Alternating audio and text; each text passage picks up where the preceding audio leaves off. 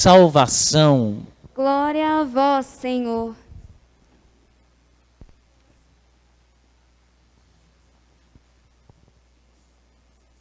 Meus irmãos e minhas irmãs, diante da bondade de Deus que nos envolve todos os dias, nós somos hoje convidados pelo Salmo 143 a fazer a seguinte pergunta a Deus, dirigindo a Ele as nossas indagações e o motivo pelo qual Ele nos elegeu para estar na sua presença.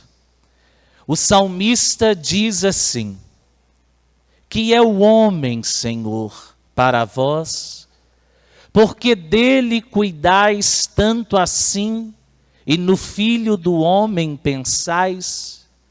Como sopro de vento é o homem, os seus dias são sombra que passa. Percebem, meus irmãos e minhas irmãs, vocês que estão aqui presencialmente e os que nos acompanham em casa, que diante da bondade de Deus, às vezes nós somos convidados a fazer essa pergunta: Senhor, quem sou eu diante de vós? Para que o Senhor cuide de mim de uma maneira tão grandiosa como tem feito. Porque se a gente for olhar o nosso comportamento e o nosso modo de ser, se eu fosse Deus e olhasse para mim mesmo, eu falaria assim: eu desisto de você, porque você não serve, eu já te falei várias vezes que te amo, já te indiquei várias vezes o caminho certo, mas você não trilha os meus caminhos. Se eu fosse Deus, eu já tinha desistido de mim há muito tempo. Ainda bem que eu não sou Deus. E o Deus no qual nós acreditamos é esse que olha para o ser humano e, olhando para o nosso coração, Ele nos ama sem mesmo nós merecermos. A gente não consegue penetrar dentro do coração de Deus para entender o seu amor. Tanto que hoje o livro de Eclesiastes, ele olha para a sua vida, o escritor sagrado, e começa a dizer: há um tempo para tudo nesse mundo. Um tempo para viver, um tempo para morrer, um tempo para plantar, um tempo para colher, um tempo de guerra, um tempo de paz. E ele vai fazendo esses contrapontos, se perguntando: como nós, seres humanos, vamos ser capazes de compreender o tempo certo da nossa vida? Porque, se a gente for olhar para o nosso comportamento, essa semana foi muito interessante, porque eu andei bastante para resolver algumas coisas da paróquia, e nós tivemos a chuva do domingo e aquele tempo chuvoso da segunda e da terça. E aí você chegava perto das pessoas, as pessoas diziam assim: meu Deus do céu, o que essa chuva está fazendo aqui agora? Porque eu tenho roupa no varal, estou com um monte de roupa para lavar. Outros diziam assim: meu Deus, essa chuva está atrapalhando, a gente molha o pé, a gente sai de casa sem guarda-chuva, chega no meio do caminho, começa a chover. E aí a gente vai percebendo que numa coisa simples, nós não entendemos o tempo de Deus. Você imagina, passamos meses sem uma gota de chuva e reclamando que não chovia e da poeira. Na hora que começa a chover, nós reclamamos da chuva. Está vendo? Nas coisas pequenas, nós percebemos que nós não temos a paciência de compreender a vontade de Deus. Se nós não temos essa paciência de entender a vontade de Deus no cotidiano da nossa vida, imagina naquilo que nos acontece. Por isso que hoje Eclesiastes diz para nós o seguinte: olha, que proveito tira o trabalhador do seu esforço. Observai a tarefa que Deus lhes impôs, para que nela se ocupassem. O tempo é sempre a mesma coisa, e jamais o homem vai chegar a conhecer o princípio e a ação que Deus realiza. E por causa da gente não compreender esse tempo, nós pecamos, nós nos desorientamos e nós deixamos de trilhar o caminho da vontade de Deus. Por isso que Jesus, ele vem a esse mundo e inaugura um tempo novo. Nós não podemos nos preocupar com o passado, porque o passado não nos pertence, já foi. Nós não podemos nos preocupar com o futuro, porque o futuro é incerto. Nós não sabemos o que vai acontecer no amanhã. Por isso que Jesus, através de sua palavra, ele quer nos colocar no hoje da nossa vida. Porque é no hoje que nós somos capazes de amar. É no hoje que nós somos capazes de perdoar.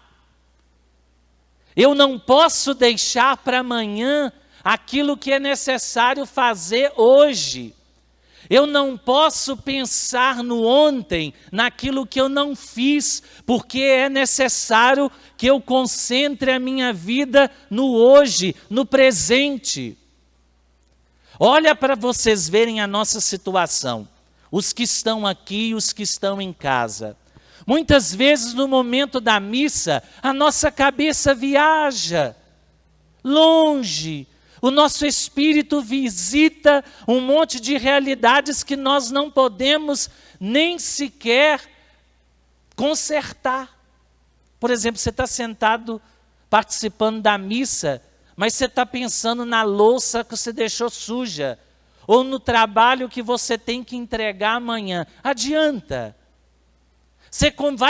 Você não vai fazer bem nem uma coisa nem outra. Por isso que Jesus nos ensina, é necessário descobrirmos o hoje da nossa vida, para que a gente seja capaz de, a partir das nossas ações, confiando na graça de Deus, nos prepararmos para aquilo que virá e nos curarmos daquilo que já existiu e que não volta mais. Por isso que Jesus, hoje no Evangelho, ele pergunta aos seus discípulos: irmãos, o que vocês dizem que eu sou? Depois de terem convivido comigo, e aí serve para nós também, depois da experiência que nós fazemos com Cristo, se ele perguntasse para nós hoje, quem eu sou para você? O que nós responderíamos? Certa vez fizeram essa pergunta numa entrevista e pegaram 100 pessoas que se diziam cristãs católicas.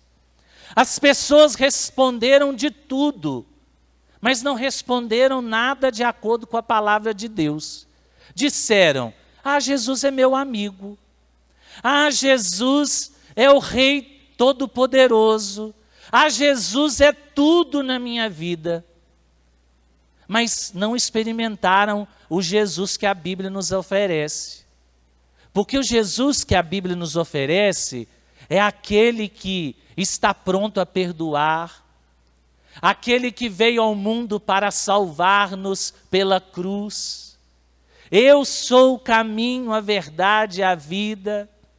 Eu sou o bom pastor. Eu sou aquele que sou. Está vendo? Jesus, ao falar de si mesmo, utiliza as palavras que nós mesmos não damos conta de compreender. Quem é Jesus para você? Como é que você responderia esta pergunta no hoje da sua vida? No amanhã não interessa, nem o ontem. Hoje, como Jesus se revelou na sua vida? Você experimentou Ele hoje? Se fosse para você escrever aquilo que Jesus significa para você hoje, você teria a capacidade de resumir isso numa palavra bíblica? Ou seria como os outros? Jesus é uma energia. Jesus não é energia. Jesus é uma pessoa que está conosco todos os dias até o fim dos tempos. Compreendem que a fé do ser humano, ao olhar para a sua vida, ele fica desesperado, porque o dia, ele corre. Hoje mesmo, nós estávamos conversando sobre isso e dizemos, gente, a semana está voando. Hoje é sexta-feira, eu estava achando que era quarta. Por quê? Porque nós não estamos dando conta de viver com intensidade a nossa vida. E na hora que a gente assusta, olha no espelho, não tem só pé de galinha na nossa cara, tem pé de pato, pé de angola, pé de ganso. E a gente assusta, porque a gente não viveu o nosso dia do jeito certo. O dia passou e eu não pude experimentar a graça de Deus no hoje da minha vida. É tanta coisa na nossa cabeça que a gente esquece do tempo certo de plantar, que a gente esquece do tempo certo de colher, que a gente esquece que há um tempo de chorar, que a gente esquece que há um tempo de rir, e só reclamamos, murmuramos contra Deus, e às vezes isso vai nos afastando dele. Que essa palavra de hoje, meus irmãos e minhas irmãs, nos ajudem a experimentar esse Deus que nos ama. E que nos ajude a responder esta pergunta: Senhor, o que é o homem para vós, para dele cuidar com tanto carinho? O que nós somos para Deus? Nós somos filhos muito amados. E nunca esqueça isso, meu irmão e minha irmã. Ainda que sua vida esteja passando por um momento muito truculento, de dificuldade, de desorientação, nunca permita que o inimigo de Deus tire da sua vida essa certeza: eu sou um filho amado.